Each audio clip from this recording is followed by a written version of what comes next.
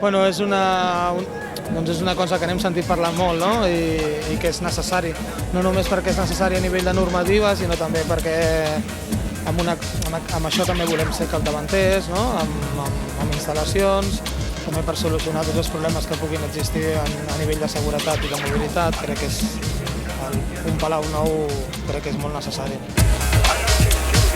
Brava.